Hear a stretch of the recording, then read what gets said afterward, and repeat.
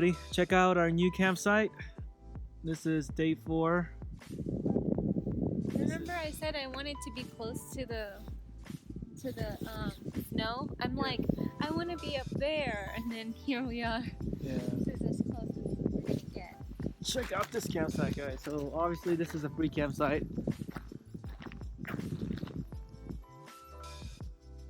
That's us right there. Definitely see a car. Cool, huh? So the road's right beyond those bushes, but I mean, you can't get any better than this view. Around 2 in the afternoon, so weather's actually really nice. But this is boondocking. Nobody around us at all.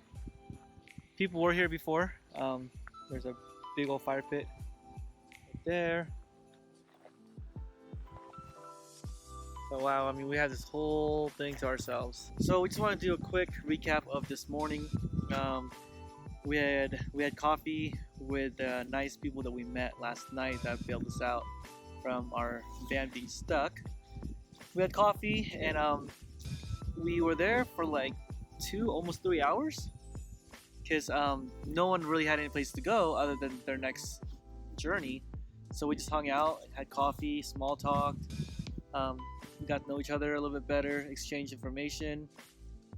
But it's just amazing how you meet these random people and you build a relationship with them and you build a bond with them.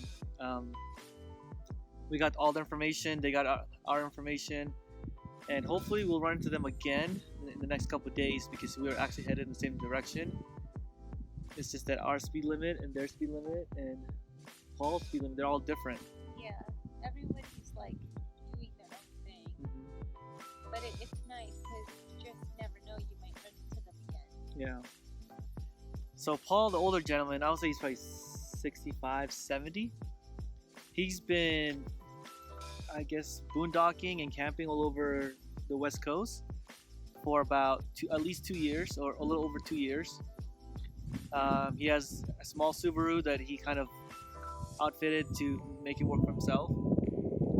And then another couple of us from Colorado was Pat and Jimmy. They've been traveling for almost 2 years, not just the US, but also around the world. They've been to Belize, they went to Colombia, they went to, I think, Europe too, right? Yeah. So they've been everywhere. They actually both quit their job, sold everything, and bought a van.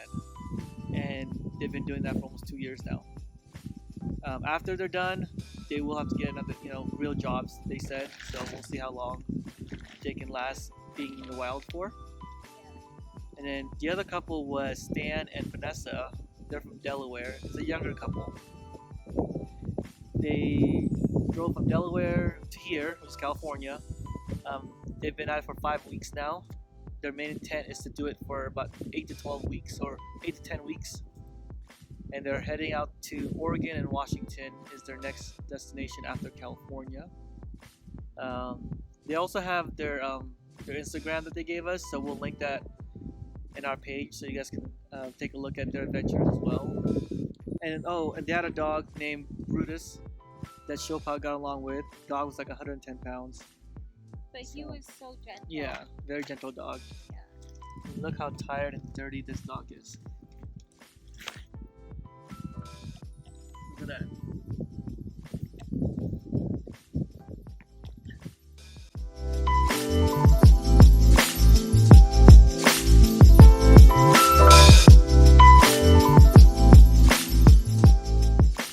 Went for a quick little stroll. With our baby doggy. With our baby show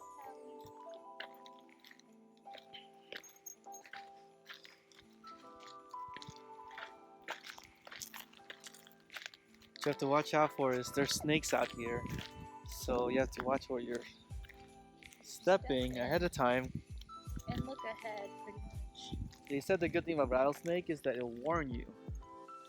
So hopefully that warning is not a bite though, because that would suck. No, they do the rattle. Yeah, so they rattle, scare you. Look at how much the mulch is on that big ass tree right there. Yeah.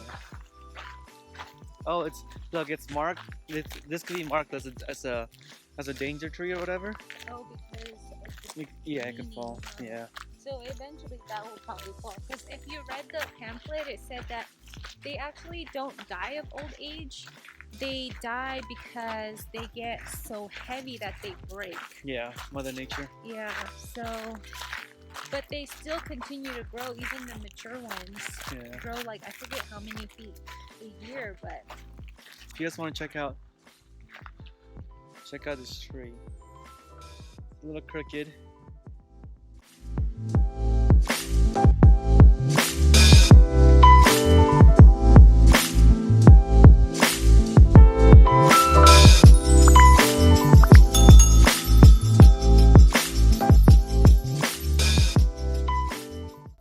Hey guys, so I just wanted to show you guys what I make for dinner in the van.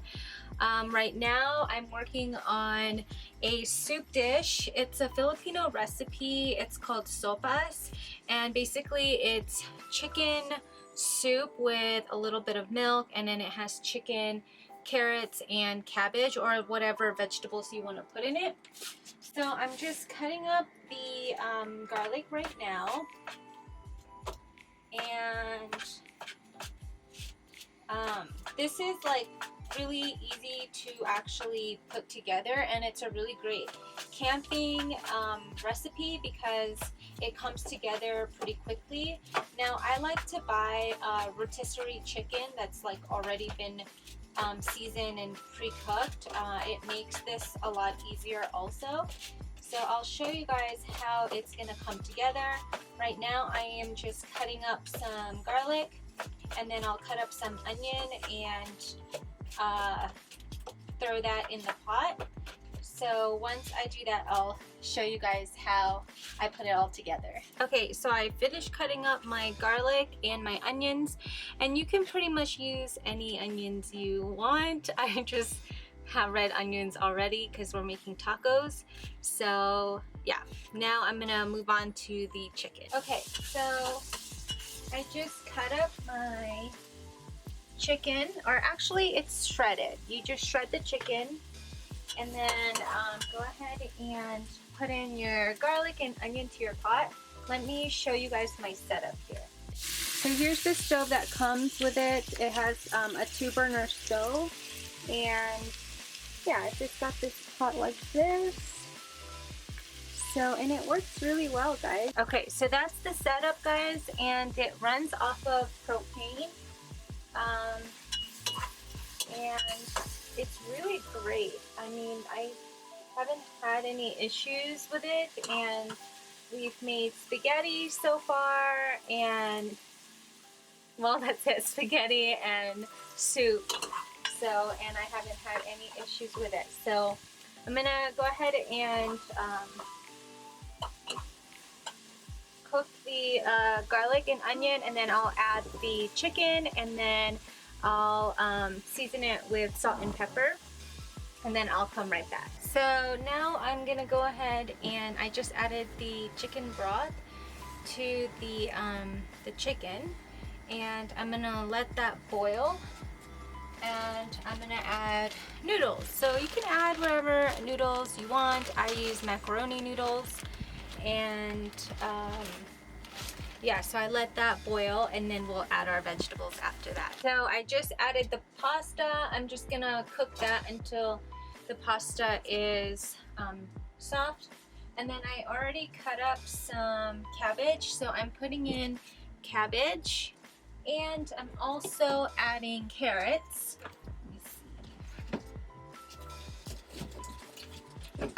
So I'm actually adding carrots as well. Some people add celery to theirs, but I usually buy this kind that's already shredded to save on time. So just those 2 vegetables to make it really, really easy to make. Okay, so this is what it looks like. Can you see? Yeah. And what do you think, Sherwin? That's great. So this is perfect soupy because it's actually cold out there right now. So this just goes down your belly, nice and warm. Yep. Well, we make this at home in our real house. So it just shows that you can make pretty much whatever food you want in this van because you have just everything except it's just miniaturized. And like the stove, it's still, I mean the propane is still full. It might be like, yeah, I think it's still full the last time I checked. So it doesn't use a lot of propane, and you can last a long time with the propane tank. I forget how much capacity you have. Oh, it's hot now. Oh. You can tell we're in sweaters. Our window's open because it's a nice breeze, but it is a very chilly breeze. It's cold. So, but we wouldn't have it any other way.